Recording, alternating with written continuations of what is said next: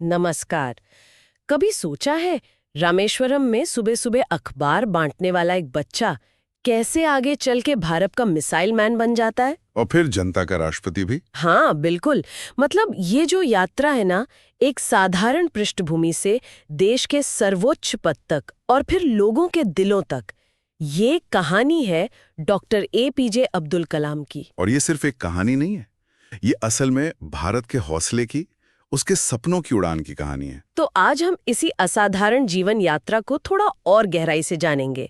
हमारे पास जो जानकारी है वो अब्दुल कलाम मिसाइल मैन की प्रेरक कहानी नाम के स्रोत से है, और हमारा इरादा है कि इसके जरिए हम समझें कि कलाम साहब में ऐसा क्या खास था। हाँ, मतलब उनकी सोच, उनके संघर्ष, उनकी कामयाबियां और वो बातें जिन्होंने लाखों लोगों को हिम्मत दी। तो ये कोई सिर्फ घटनाओं की लिस्ट नहीं होगी। नहीं, बिल्कुल नहीं।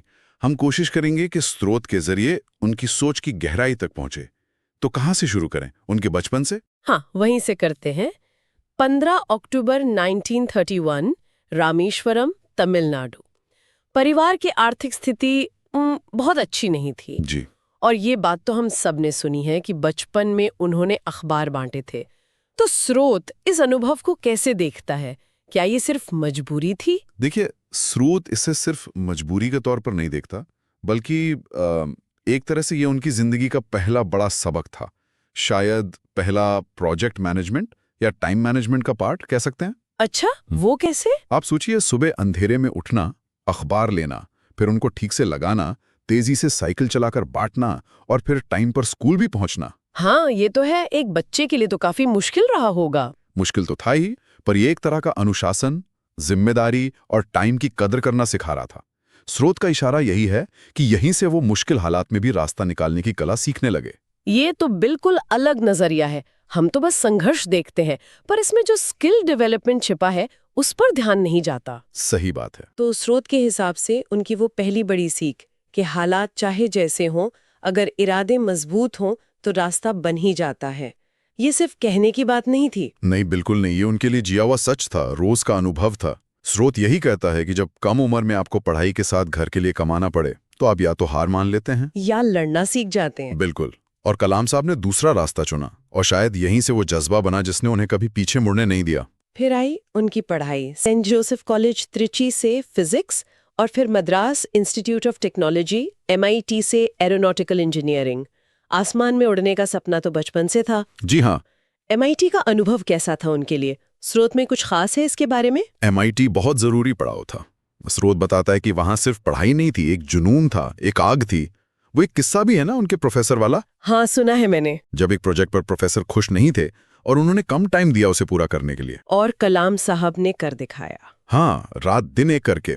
स्रोत कहता है कि ये घटना सिर्फ उनकी मेहनत नहीं दिखाती, बल्कि वो लगन दिखाती है, अपने सपने को सच करने की जिद। उनके प्रोफेसर भी मतलब हैरान रह गए थे उनकी लगन देखकर। वो सिर्फ डिग्री लेने नहीं गए थे वहां, वो एक मकसद लेकर गए थे। बिल्कुल, भारत को तकनीक में आगे ले जाने का मकसद। और यही जुनून उन्हें खींच ले गया इसरो तक। 1960s का दशक था वो। हाँ, और वो दौर था जब भारत स्पेस रेस में बस कदम रख ही रहा था, दुनिया में गंभीरता से नहीं लेती थी। संसाधन भी कम थे। संसाधन कम, तकनीक नई, चुनौतियां बहुत ज्यादा। ऐसे में कलाम साहब और उनकी टीम का इसरो में आना वो एक नई एनर्जी लेकर आया। स्रोत बताता है कि माहौल बहुत चैलेंजिंग था, पर उम्मीदों से भरा भी था। सबके मन में कुछ बड़ा करने की इच्छा थी। और उसी इच्छा का नतीजा था SLV-3, भारत का पहला अपना सैटेलाइट लॉन्च व्हीकल। जी, अपना रॉकेट, जिसने 1980 में रोहिणी सैटेलाइट को कामयाबी से ऑर्बिट में पहुंचाया। इस कामयाबी को स्रोत किस नजरिए से देखता है? इसका क्या महत्व था उस वक्त? स्रोत इसे सिर्फ एक टेक्निकल सक्सेस नहीं मानता, ये एक मनोवैज्ञानिक जीत थी। मनोवैज्ञानिक जीत मतलब इसने वो सोच तोड़ी कि भारत कॉम्प्लेक्स टेक्नोलॉजी नहीं बना सकता। SLV-3 ने दुनिया को दिखा दिया कि भारतीय वैज्ञानिक कम साधनों में भी बड़ा काम कर सकते हैं। स्रोत कहता है कि ये कलाम साहब के करियर का टर्निंग पॉइंट था। इससे उन्हें पहचान भी मिली और भारत के स्पेस प्रोग्राम को एक नई रफ्तार, एक नई दिशा मिली। ये आगे की बड़ी कामयाबियों की नींव थी। ISRO की इस बड़ी सफलता के बाद उनका अगला पड़ाव बना DRDO, defence research and development organisation. हाँ, और यहाँ काम और भी ज्यादा चैलेंजिंग था। भारत को मिसाइल टेक्नोलॉजी में आत्मनिर्भर बनाना। बिल्कुल। और यहाँ उनका जो योगदान रहा वो भारत की डिफेंस कैपेबिलिटीज के लिए एक मील का पत्थर बना। वो IGMDP यानी integrated guided missile development programme के कह सकते हैं मुख्य आर्किटेक्ट थे। IGMDP स्रोत के मुताबिक ये सिर्फ मिसाइल बनाने का प्रोग्राम नहीं था, ये भारत की स्ट्रेटेजिक ऑटोनॉमी मतलब सामरिक स्वतंत्रता को पक्का करने की कोशिश थी। और इसी प्रोग्राम से निकली अग्नि और पृथ्वी जैसी मिसाइलें। जी हाँ। इन मिसाइलों ने भारत के सिक्योरिटी सिनेरियो को कैसे बदला और यहीं से उन्हें मिसाइल मैन का नाम मिला, है ना? बिल्कुल सही। अग्नि जो मीडियम से लॉन्ग रेंज की बैलिस्टिक मिसाइल है और Prithvi short range surface to surface missile, इन दोनों ने भारत को एक भरोसेमंद मिसाइल ताकत दी, एक डिटरेंस कैपेबिलिटी। हाँ वही। स्रोत यही बताता है कि ये सिर्फ हार्डवेयर बनाना नहीं था, इसके पीछे सोच थी कि भारत अपनी सुरक्षा के लिए दूसरों पर निर्भर ना रहे। और मिसाइल मैन का खिताब वो तो लोगों ने उन्हें इसी मेहनत और कामयाबी के लिए दिया था, उनके समर्पण का प्रतीक बन गया ये नाम। मिसाइल प्रोग्राम के साथ साथ 1998 के पोखरण 2 परमाणु परीक्षणों में भी उनका रोल बहुत अहम था। हाँ, बहुत अहम। स्रोत इस घटना को कैसे देखता है? स्रोत पोखरण 2 को भारत का एक हिम्मत वाला और निर्णायक कदम बताता है। और इसमें डॉक्टर कलाम का रोल सिर्फ एक वैज्ञानिक का नहीं था, वो एक कुशल कोऑर्डिनेटर और स्ट्रैटेजिस्ट भी थे। मतलब सिर्फ साइंस नहीं, मैनेजमेंट भी। हाँ बिल्कुल। परीक्षणों को गुप्त रखना, अलग अलग टीमों में तालमेल बनाना, टेक्निकल मुश्किलों से निपटना, इन सब में उनका लीडरशिप कमाल का था। स्रोत के अनुसार इन परीक्षणों ने भारत को एक न्यूक्लियर पावर बनाया और दुनिया में भारत की स्थिति मजबूत की। ये उनके जीवन का एक और शिखर था, जहां साइंस और नेशनल पॉलिसी का संगम हुआ। यहीं पर उनकी वो मशहूर बात याद आती है, स्रोत में भी जिसका जिक्र है, सपना वो नहीं जो आप सोते हुए देखते हैं, सपना तो वो है जो आपको सोने ही ना दे। बिल्कुल। Dream is not that which you see while sleeping, it is something that does not let you sleep. स्रोत इसे उनके जीवन से कैसे जोड़ता है? क्या ये सिर्फ एक मोटिवेशनल कोट है? नहीं, स्रोत इसे सिर्फ एक कोट नहीं मानता, ये उनके जीने का तरीका था।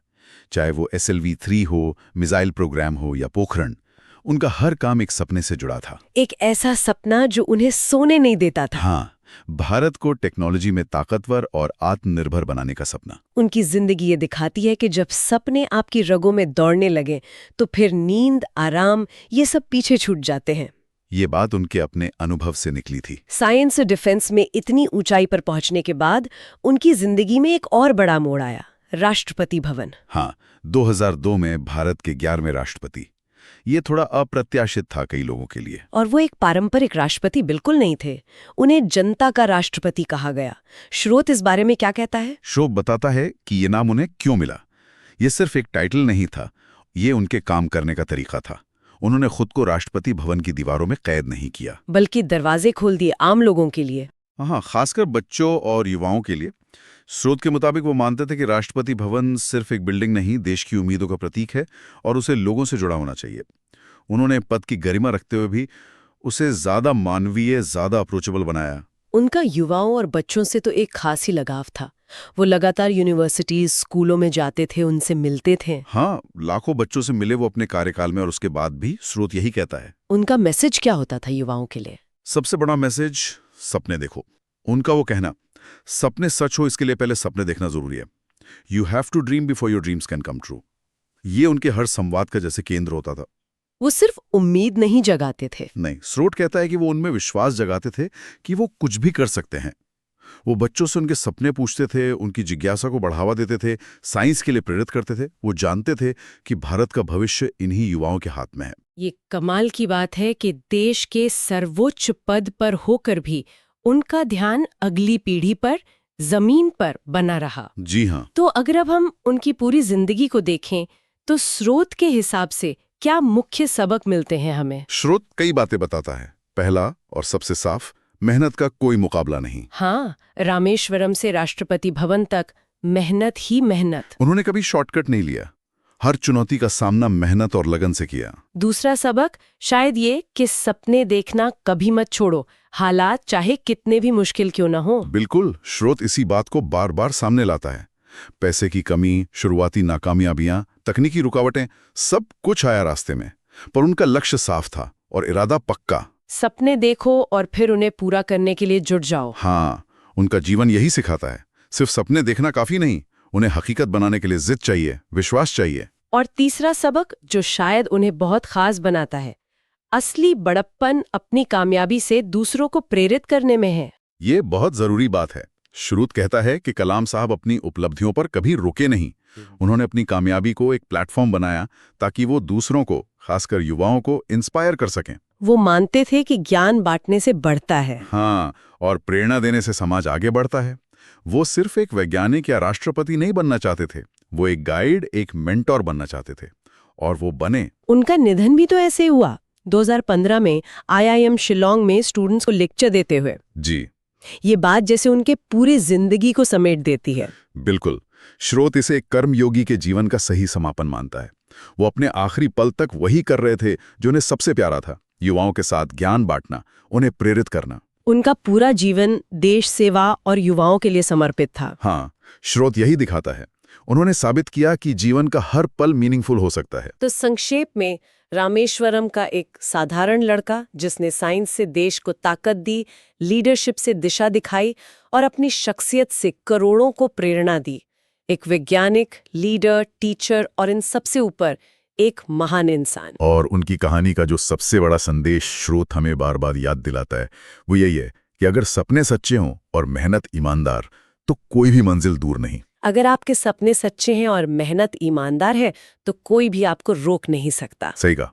ये सिर्फ एक वाक्य नहीं, एक विश्वास है। हाँ, जिसने न जाने कितनों को हौसला दिया होगा। बिल्कुल। और ये हमें आखिर में एक सवाल पर सोचने को मजबूर करता है जो शायद इस बातचीत से भी आगे का है। क्या सवाल?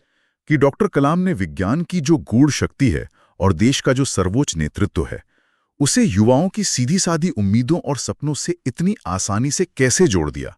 ये क्या था? उनकी वैज्ञानिक सोच, उनकी मानवीय संवेदना, या कुछ और? ये वाकई सोचने वाली बात है। और आज के इस दौर में जहां युवाओं के सामने इतनी चुनौतियां हैं, भटकाव है, उनकी ये राह, उनका ये तालमेल कितना रेलेवेंट है आज? ये बहुत गहरा सवाल है। कैसे कोई व्यक्ति जो मिसाइलों और परमाणु हथियारों की दुनिया में हो, वो बच्चों से इतनी आसानी से जुड़ जाए, उनके सपनों को इतनी अहमियत दे? शायद वो हर चीज के कोर को समझते थे, चाहे वो साइंस हो या ह्यूमन स्पिरिट। शायद वो जानते थे कि देश की असली ताकत मिसाइलों में नहीं, उसके युवाओं के सपनों में है। और आज उनकी ये सोच, ये बैलेंस शायद पहले से भी ज्यादा जरूरी है। कैसे टेक्नोलॉजी को ह्यूमैनिटी से जोड़ें, कैसे ऊंचे पदों पर रहकर भी जमीन से जुड़े रहें, और कैसे आने वाली पीढ़ी में विश्वास बनाए रखें। उनकी विरासत सिर्फ उनकी उपलब्धियों में नहीं है। नहीं, इन सवालों के जवाब ढूंढने की कोशिश में भी जिंदा है।